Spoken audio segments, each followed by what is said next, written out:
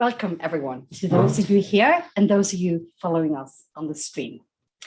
Welcome, Bård Vegar Solhjell, Director of Norad, Norwegian Development Corporation's main and shining institution. He did something that I so much appreciate. You come to Bergen, across the mountains to do something, and then you say, can I give a lecture? Yes, you can. And we love those invitations. This lecture is for we had to be very restrict the membership who could come. That's why we're hoping that there are some on Zoom. And this lecture is for the Bergen School of Global Studies and also CMI employees and Bergen Global and everyone. And this room and the premises here is really the hub of development research in Bergen. So we are super happy to have you here. You have said that you are not a long talker. So we have liberally for about 45 minutes, but you've also encouraged lots of questions. So for those of you sitting here, that will be an opportunity to raise questions in a very kind of the old-fashioned way, just like raise your hand, like we did before Corona. And for those of you on the stream, you can use the chat field and send questions. And we really encourage you to do that because you welcome questions and you want this to be more of a dialogue than kind of the more old-fashioned lecture. The 2 times 45 minutes with 2 jokes, Anyway, now the floor is yours. And you have given, or we have discussed and reached the following topic for today. How does international development cooperation meet the new global challenges? Floor is yours, and I really look forward to this. Thank you. Thank you so much, Lisa. Is it true that if I just push this button once, I will have the presentation will start showing, or is it coming now from somewhere? Anyway, thanks, Lisa. There it is. Great. Thanks, Lisa, for receiving me here. And I think I should. And it's a great pleasure always, of course, to be in Bergen, where I used to live in ancient times. That is in the 90s. I think I have to start by correcting myself twice, actually. And the first correction is that, truth be told, I didn't know that I asked to do this lecture. So actually, probably one of my colleagues had the idea, asked without me knowing, and then, well, anyway, here I am. It was. I thought it was a good idea anyway. So did we. Yeah, that's good to hear. And secondly, I have to correct myself. If I have said that I'm not a long talker, that's not true. I always go on for too long. But I am always trying to be short. So I'm something of a time optimist, really. So I have said that I will try to limit myself to 25 to 30 minutes. Let's see. I will try. Then I will do a presentation. I know normally I start by the big picture, and then I kind of tune into the more specific stuff. I've done it the opposite way this time. I will start by saying a little bit about Norad, the Norwegian development, first Norad, and then about Norwegian Development Corporation. What does it look like? To which countries does it go? And things like that. Then we will turn to my favorite topic, the big picture, towards the end. So let's start a little bit about Norad. Like Lise said, Norad is the shining light of Norwegian Development Corporation. Now, truth be told, it's the Norwegian Agency for Development Corporation. We manage approximately half of all Norwegian Development Corporation. So in total, NorwegianODA is approximately 40 billion Norwegian kroner, or 4 billion euros, something like that, approximately half of that is managed by Norad. And almost all of what we can call long-term development cooperation.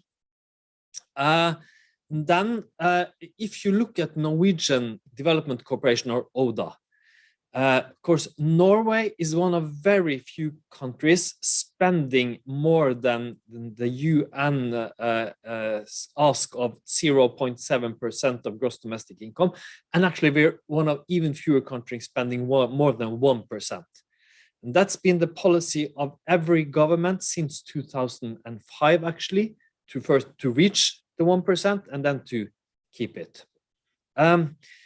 I should add that in a way that makes Norway a superpower in the development world. You know, there are a few, we're a really tiny country globally, like you know, but there are a few issues where we punch above our weight, as they say.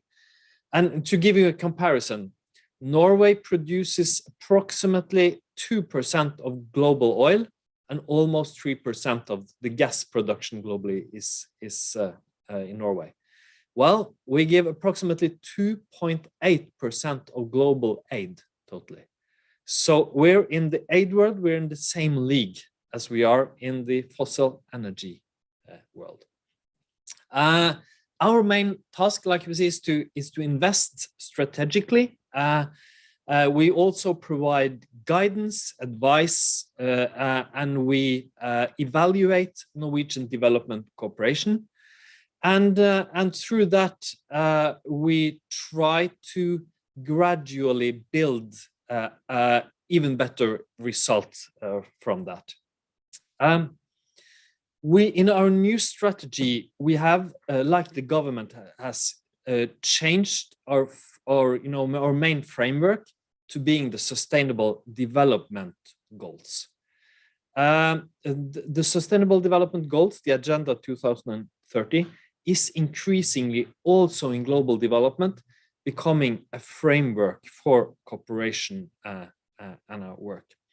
And we have done this as part of an aid management reform that was carried through in Norway. I won't bore you with all the details, but maybe two things I will mention. The first is that we have gone from managing around 4 billion to 19 billion Norwegian kroner in just a few years. So we have a lot more responsibility. And the other is that we've created a new strategy with 5 strategic priorities. And maybe I'd just like to briefly mention number 3 and 4 here.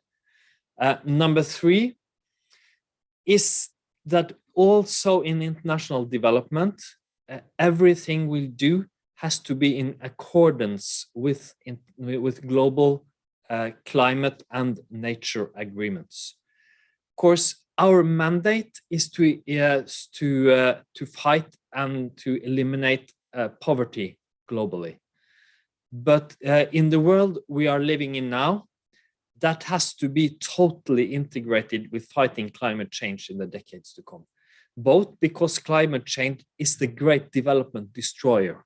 It's destroying the chances of developing and fighting poverty, but also because it has consequences for people, and also because poverty itself makes it more difficult to fight climate change and for people to adapt to climate change. And fourth, I'll also mention one thing we're really concerned with is that to champion innovation within development cooperation. We believe that it's absolutely necessary to find new ways of delivering, new ways of partnering and working with our partners around the world. So that was a very brief version of Norad. Then I want to take you through some numbers. I don't know if you love numbers or not. I love numbers. So this is also a favorite part for me. And numbers are important also because they actually tell you a bit about the world. So this is this is Norwegian ODA, official development assistance from 2011. As you see, in percentage, it's not a big increase, but in absolute numbers, a substantial increase through the years. And if you look at Norwegian official development assistance, there's one thing that has changed a lot the last few years. And that is that multilateral channels in multilateral institutions, meaning the World Bank, right, the United Nations, but also global funds and cooperations between multilateral organizations have become extremely important for development cooperation. Some people, when people ask me about Norad and my work, they often say, well, which countries do you work most with? Well, truth is, we in bilateral cooperation has become quite limited in Norwegian development assistance. Only approximately 10% or 10 to 15% of the total ODA goes to that, while multilateral aid has become dominating.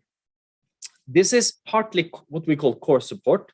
I mean, support where we say to, let's say to the UNDP or the World Food Programme, here, we trust you. We know that you're real experts in getting the money out to those who really suffer. Use them where you can get the best results.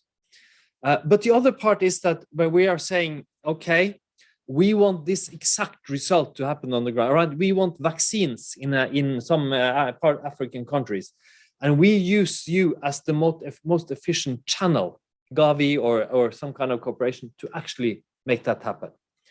And the latter type of multilateral cooperation is most of the increase that has happened. But this is, I thought it was quite important to stop at this, but also because in this respect, we differ from some other countries. If you look at Swedish development cooperation, it's still dominated by bilateral cooperations, while we are very multilateral. Then maybe also just to mention in this part of the presentation that, as you can see on the slide, 56% of country allocable aid went to the least developed countries in 2020. That's a high percentage compared to other countries, and it went up from the year before, and also a big proportion to the it went up, and also a quite big proportion and an increase to Africa south of Sahara. And that has been the clear policy of the current Ministry of International Development to increase it. And it is also a long-standing Norwegian policy to get our resources to fund development for the very poorest. And also, of course, very much in line with the leave no one behind thoughts of the Sustainable Development Goals. These are our partner countries. I thought I was just going to go quite on to the next stage. This is available in any internet page around the world, approximately. And then I want to quickly also go through this. And I think maybe what you should take away from this is that Norwegian development cooperation goes to a lot of different themes or issues. So it's thematically very broad, right? If you take away the core support from the multilaterals, so like you can see, governance, humanitarian, or what's called here emergency assistance, health, environment, education, economic infrastructure, and so on, are all quite big but parts of the we do and with a similar size. So it's quite spread out thematically. Then let's move on to the big picture, to the changing world we're living in. And I want to start by this, because when you think about the developing world, many people first start to think about, extreme poverty, problems. We often read about them when we read about things that are going wrong. But remember this, we have behind us a generation of progress which we have never seen anything like. If you go back to 1990, like you can see on the slide, there were almost 2 billion people living in extreme poverty. And extreme poverty is here defined as less than 1.90 US dollars per day. Less than 1.90 US dollars, very little. But if you look at it in percentages, it's even more impressive. 36% of the world's population, more than a third of people, lived in extreme poverty in 1990. Before COVID-19, it was down to approximately 8%. And if you look at other key indicators like education levels, energy access, not to speak of child mortality and other health indicators, it's progress almost all over the line from 1990 till COVID-19 on social and economic factors. There was a somewhat slowing, for instance, when it came to fighting hunger and some others before COVID-19. But of course, COVID-19 has turned it around substantially. This is a graph showing the numbers in extreme poverty up until 2019, and then two scenarios from that till 2021 from the World Bank Group. And as you can see, the blue line gives us an increase on approximately 100 million. We don't know the result, of course, of 2021 yet. The red line, 150 million increase. Many estimates believe that this increase will be bigger and steeper, and that it will last longer, of course, than 2021. Because what we are seeing now globally is a real backlash in socially and economically in poor countries, where we maybe think about COVID-19 as mostly a health crisis, which also had some social and economic effects. In developing countries, it has been mostly a huge social and economic crisis, where lots of people have lost their jobs, their earnings, and this shows how many have come below this limit, but many others are not below it, but have still lost a lot of their income. And while former crises have often led to less inequality globally, there's a tendency, and I'm saying tendency because we don't know, we don't have the data really yet, but seems to be a tendency that inequality has increased globally in this crisis, because many OECD countries have been able to do quite well. We've invested a lot in our economies, while many developing countries have not.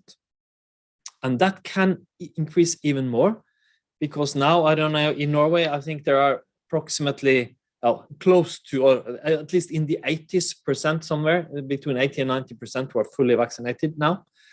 I think the OECD average is somewhere in the vicinity of 77% or something like that. While on the African continent, it's between 3 and 4% now. So, imagine yourself, for some time now, this will be a huge difference. We are about to come out of a crisis. That's how we feel about it. But the pandemic is not about to end in the world. And in developing countries, a lot remains. And before we move on to an even more depressing issue, let's also, just to understand, in the beginning, I have to admit, and maybe others also thought about, COVID-19. I remember the first weeks I thought about it as, a bump in the road in a way, but it isn't a bump in the road. It's a major change in developing countries, or the situation, the social and economic situation for developing countries, and it could also affect global inequality in major ways. Of course, we will get back on track to progress. I believe that, but it will influence the decade we're in now, and also our chances to reach the SDGs. Then introducing climate. So I was saying, how great progress we have done to the last generation or so. Well, you noticed I said social and economic progress, because there's another issue, of course, which is totally different, right? We are in the midst of what most people now, without hesitating, call a climate crisis. And in a way, you can say, I have just told you how much of a crisis COVID-19 is. But compared to climate, it is still the small and short crisis, because this is the long and really long-term crisis. And it will affect global development immensely. And the strange thing is, of course, that it will particularly influence many of the countries that didn't create it at all.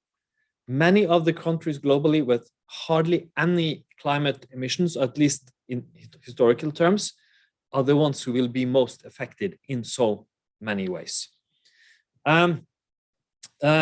We also know that even in a scenario where we can limit global warming to 1.5 degrees, or as it's said in Paris Agreement, 2 degrees, and with an aim of reaching towards 1.5 or something like that in English. Even if that is to happen, it will have huge consequences. We are already seeing the consequences of climate change in big parts of the world, and some of the consequences for developing countries will be huge. Surely lower economic growth than we would have had if not. Reduced agricultural production, which is extremely important for many people. On the African continent, most people are smallhold farmers.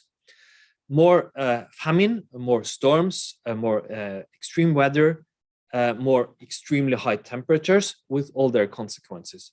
So it will affect developing countries. Then, if Antonio Guterres is right, or if what the UN report just said, that we are on the track to 2.7 degrees, if we are lucky and every country does what it said it does what it says it will do, the consequences will be enormous, and it will be an extremely difficult situation for many developing countries.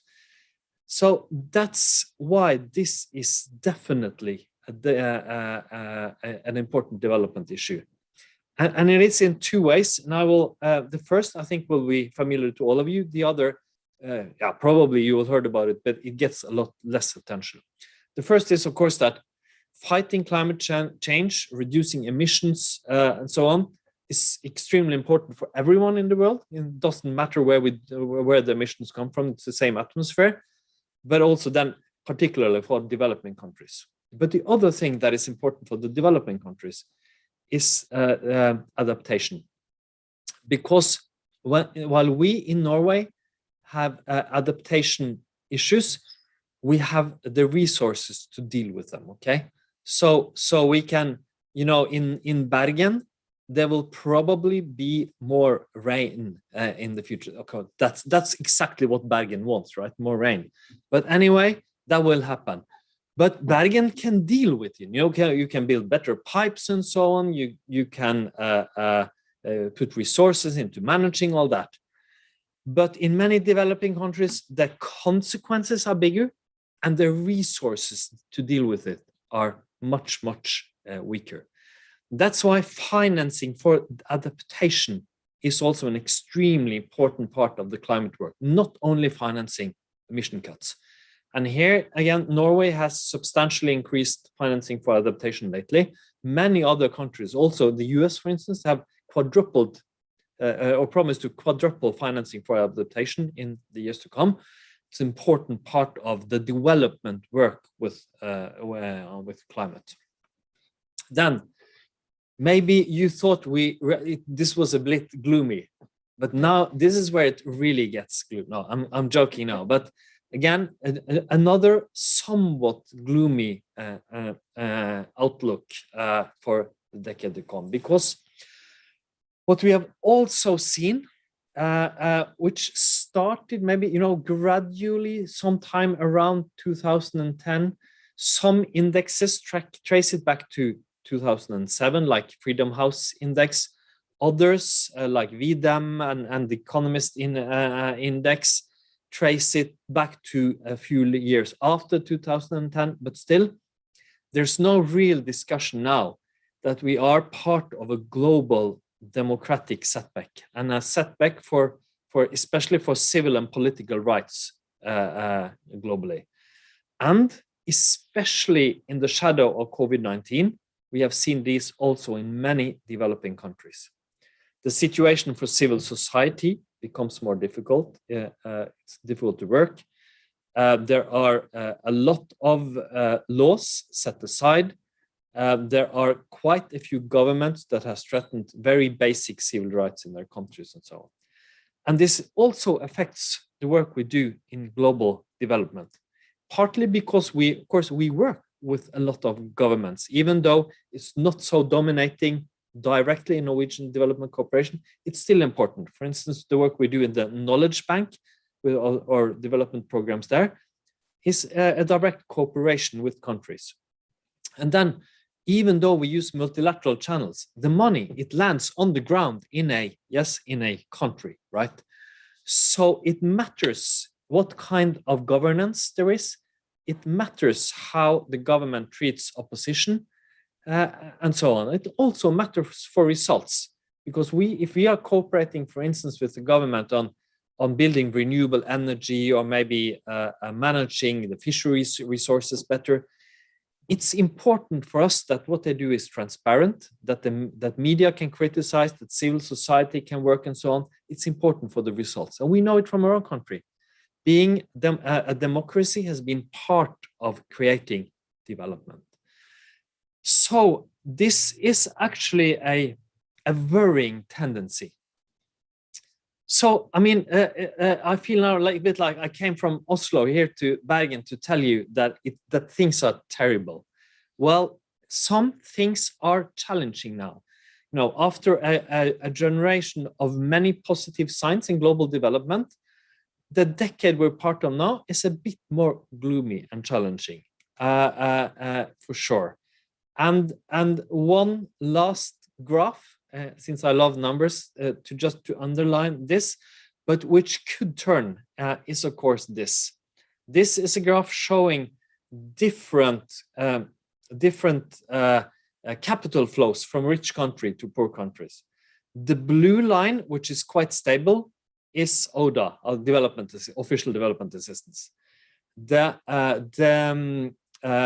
yellow line, which grew a lot from 2005, is foreign direct investment, right? Private companies investing in developing countries.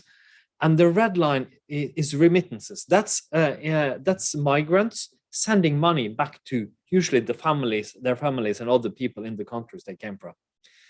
And like you see, I mean, this is mostly a positive story, that these sources of capital to poor countries has grown and been really important in development in many countries.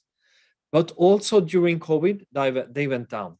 And UNCTAD has shown that foreign direct investments from OECD countries to poor countries they were reduced by 42% in 2020, of course, due to COVID. But there's a lot of hope, and one source of hope is that official development assistance actually grew in 2020. And that was a bit of a surprise to me, not a huge growth, but still 3.5% growth in a year where the economies shrunk a lot. And that's a real positive sign. We also see other positive signs in official development assistance. The EU has become an important actor. Their new plan, 7-year plan, has a growth of 12% compared to their last plan, which is really important. A country like France, which has not been such an important actor and has spent only approximately 0.3% of their gross domestic income to the aid, has promised, or President Macron has had a promise to reach 0.7% by 2024. And they are quite close to that. And they have actually follow up. We also see when Joe Biden presented his new administration, he put a lot of weight on US aid and their work. He announced a high-profile leader of the US aid and also made her a part of his cabinet. And so my thesis, my claim would be that aid is becoming more important in this decade. It's becoming more important to deal with the acute crisis, COVID-19, but also to develop or to invest in the long-term crisis we have been seeing. And this is the last slide.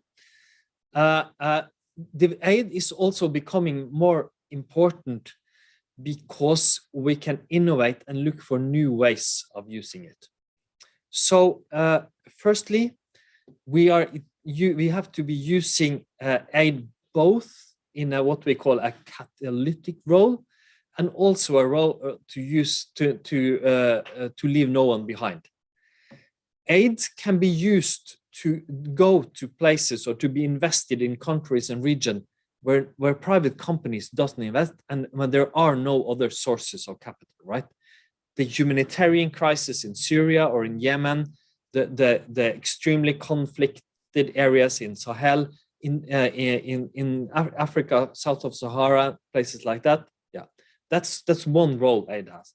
But aid can also have a catalytic role, meaning that you can use aid to mobilize private capital and other resources.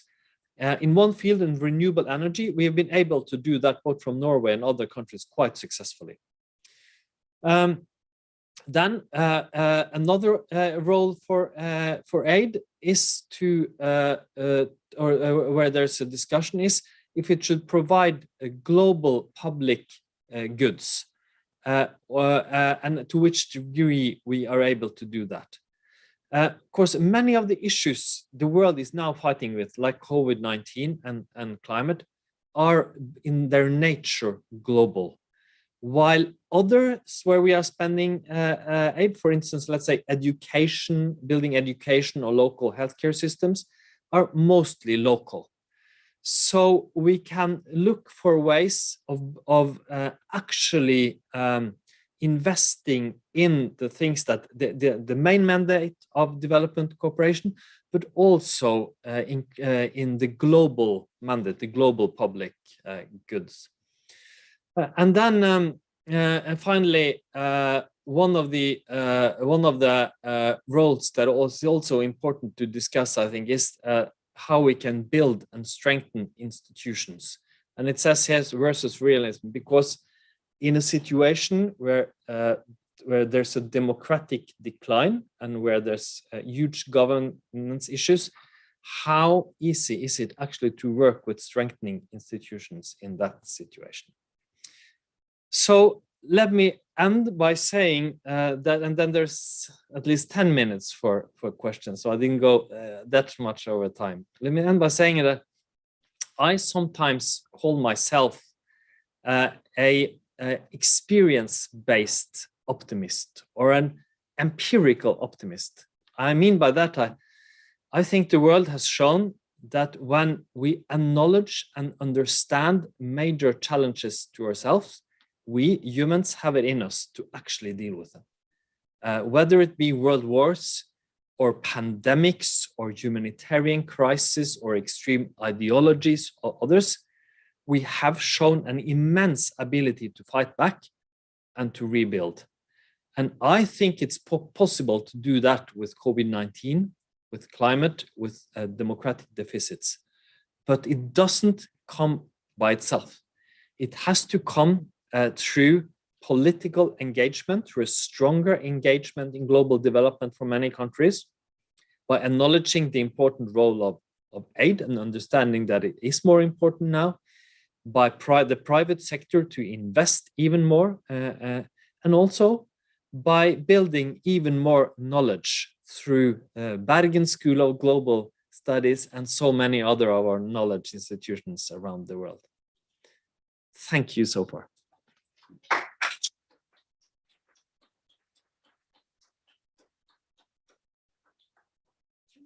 so much. You were great in keeping on time. I mean, some of you knowing me that knows that that doesn't always happen. So we have at least 10 minutes, maybe 15 for questions. Like I said, you can use the chat, but you guys here have the opportunity to just raise your hand and then we walk around with the microphones. So who wants to go first? I see a hand. White t-shirt at the back. Very great idea to be quick because then you get to say something. Thank you for the interesting talk. I had a question about development. Because some of the international organizations such as UNDP has started various initiatives to rethink what we mean by development, as apparently things haven't gone so well as we thought they would. So I was thinking about how Norad is understanding development. Have you re-articulated your understanding of development recently? Because there has been this shift to look at the development more in a form of rather growth, but instead of growth, looking at it as human well-being, for example, and so on. So if you could comment on that, because development can be understood in so many different ways. Thank you. So you go ahead. I think just take one question at a time, and then we, if there are more at the end, we can sort of collect. And I'll try to be short. Let's see. No, that's a great question. If you go back 30, 35 years, everyone was, when I said development, we thought economic growth, right?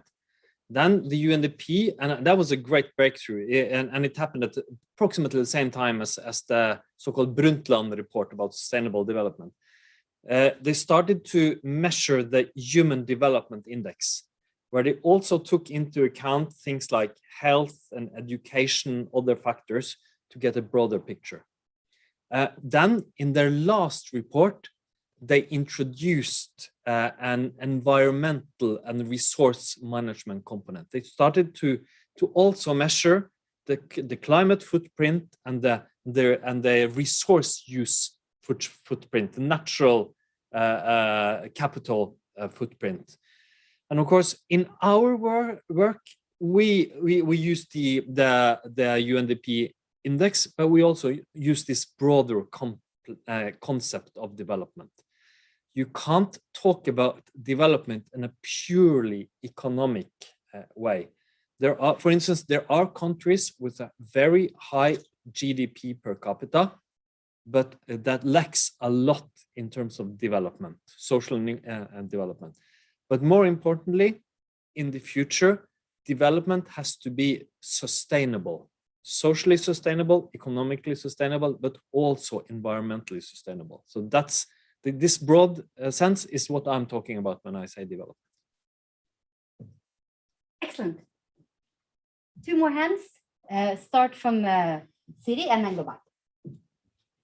I tror det var du som var först. Thanks for a great talk.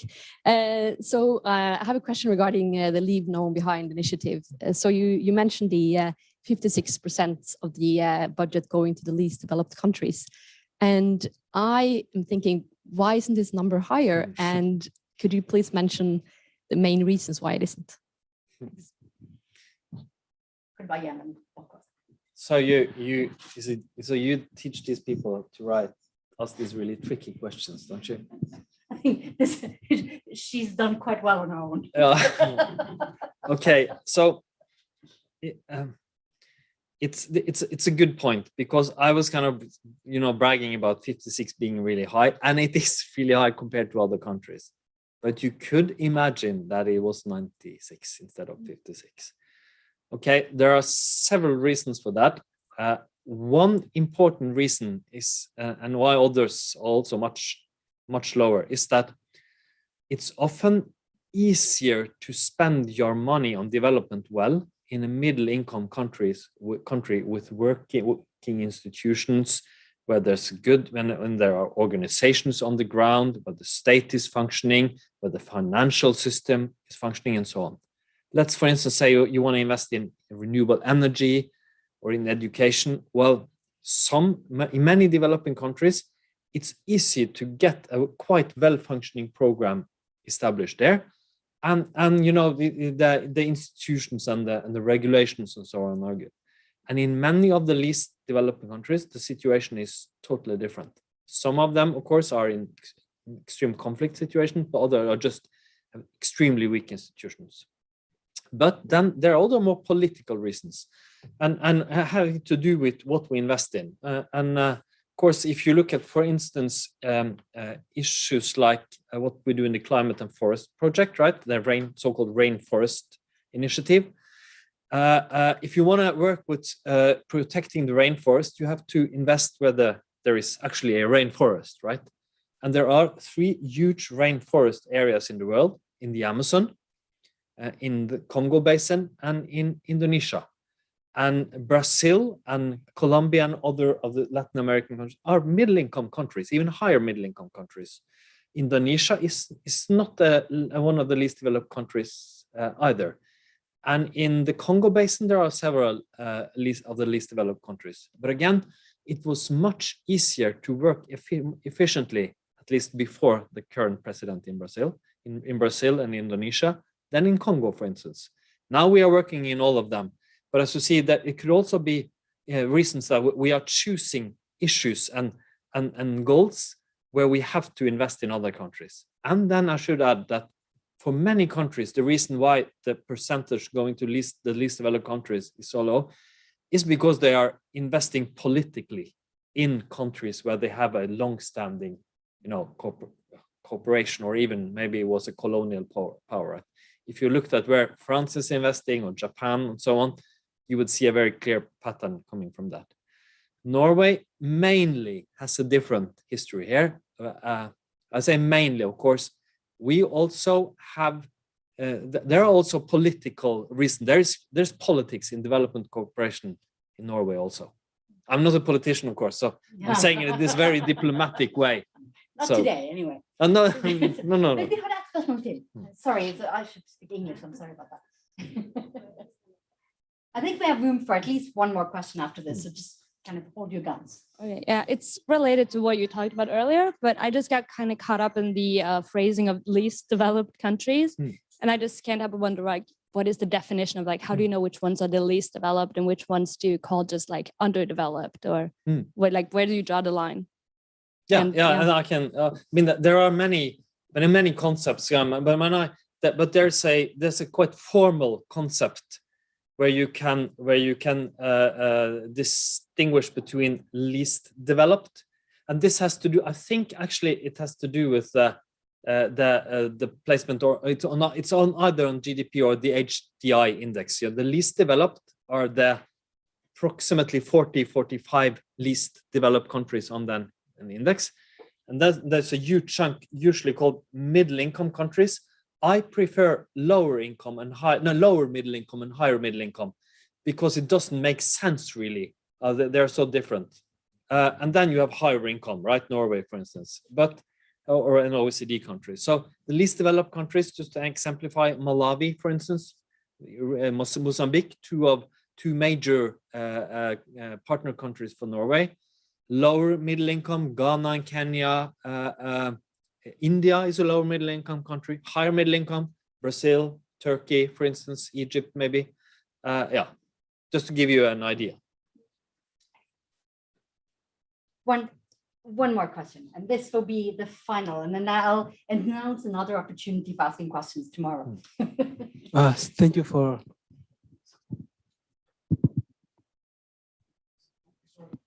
Thank you for a good presentation. My question is about international cooperation.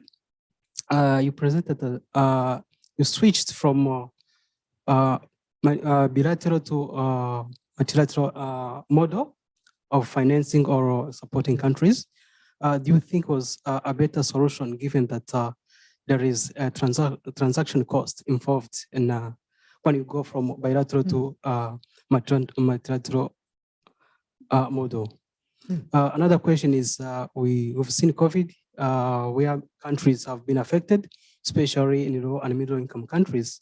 Do you see it as opportunity or a wake-up call for those countries, maybe to jump up in the future, because they have seen the gaps they had in their systems? The last question, can you repeat it? Because I didn't hear so. We've seen COVID doing really worse in low and middle income countries. Could that be an opportunity or a wake-up call for the readers or for those countries to do better because they have identified the gaps in their systems? Thank you. That's a hard one. Yeah, that's a hard one. Yeah, that would, but I'll start with the first one. Well, there is discussion. I mean, even among researchers and also people employed in Norad and the Ministry of Zone, there's a discussion. There are different views on whether it's a good idea to have such a high percentage through multilateral channels, or if not. So this is a disputed question.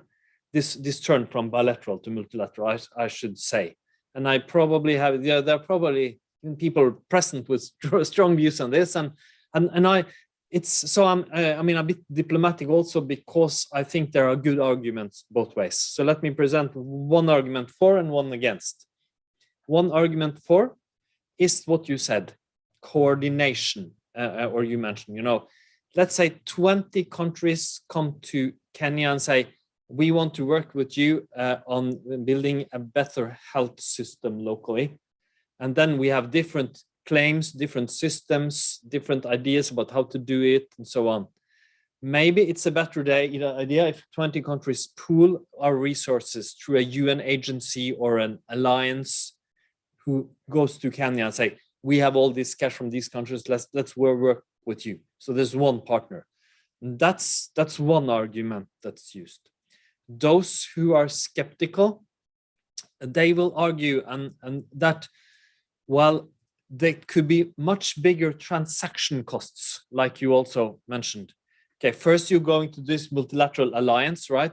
Then a multilateral alliance often finds an implementing partner, and then this partner goes down there. And you don't really know, but there are arguments that there's more lost on the way through administrative costs. There was an evaluation on this some time ago, and the problem was that they could say, I mean, we know how much overhead we have to take ourselves. I'm trying to limit it as much as possible.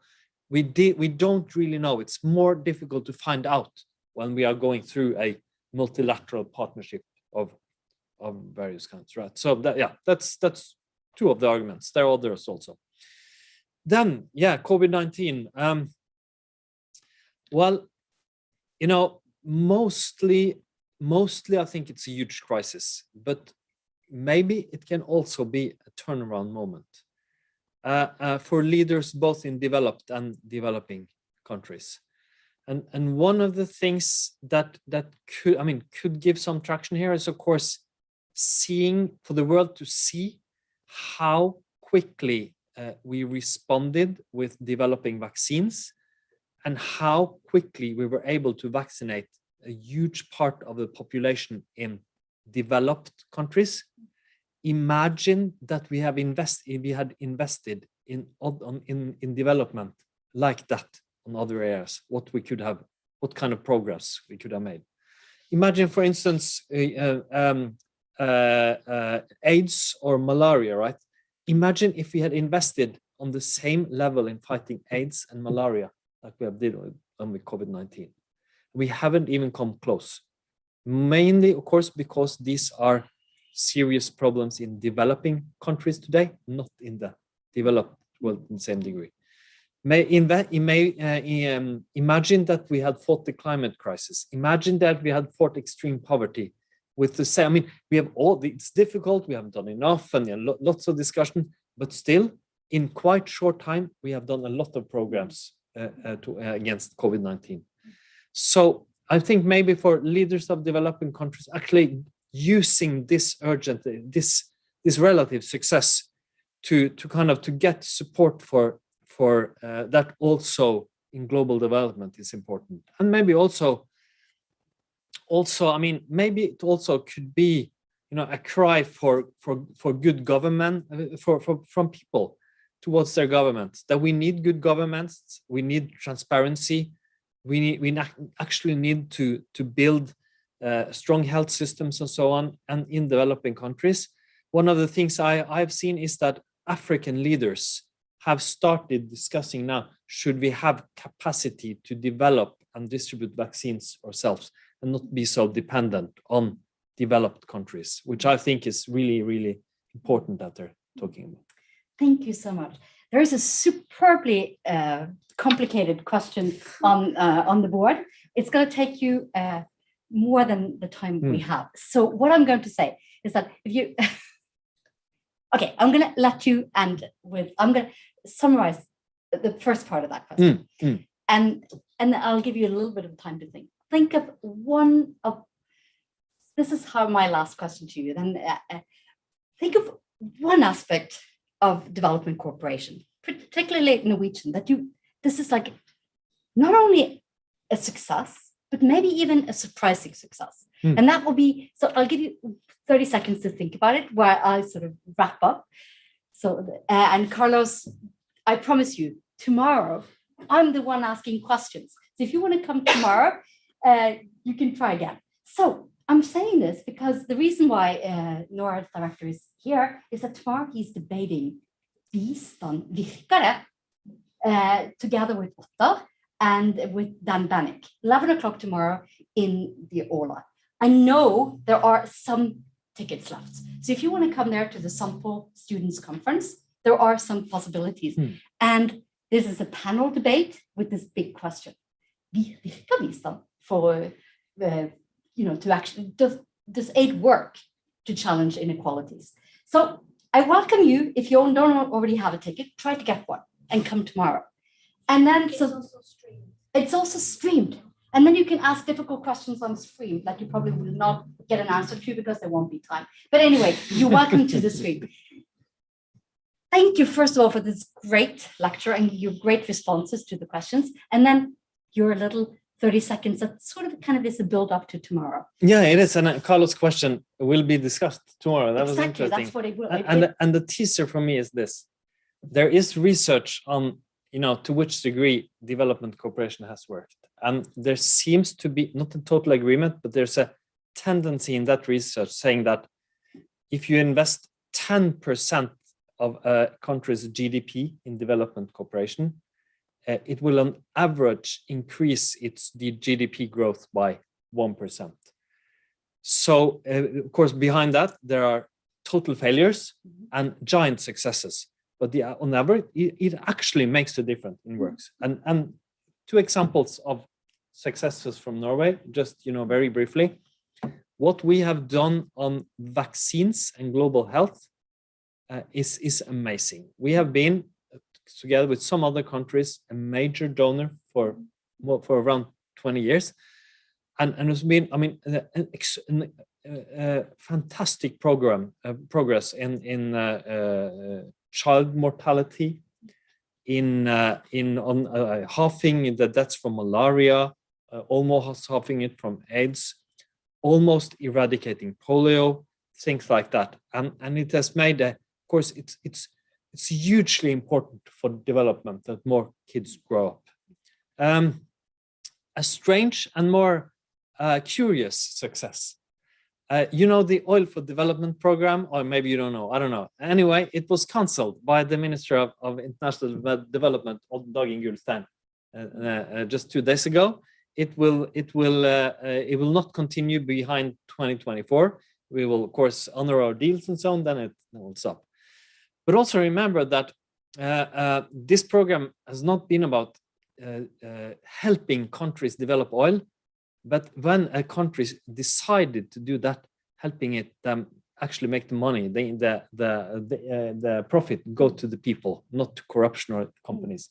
And in Timor-Est, East Timor, small tiny nation, Norway helped build an oil fund after the Norwegian model. So there, if you look at their website of the Ministry of Finance, you can see that the resources from their oil fund is gradually increasing, and it's actually a model that has been really important to get revenues from the resources they decided they would drill for and to people. And that's another kind of development assistance. And at its best, it's been really important. Maybe we can do the same for renewable energy. Norad has suggested to create a program to work with renewable energy and institutions on renewable energy in the future. That was more than 30 seconds. No, that was a great. Thank you so much. And this is a warm up for tomorrow. I'm really looking forward to it. Thank you, all of you, for coming. This is a kind of an ungodly hour after work and after everything, but it was super great seeing you. Keep following, the web pages, because Bergen School of Global Studies will have quite a few events this fall, films and in cooperation with the Bergen International Film Festival and other things. So great seeing you, and we'll see each other tomorrow. Thank you. Bye.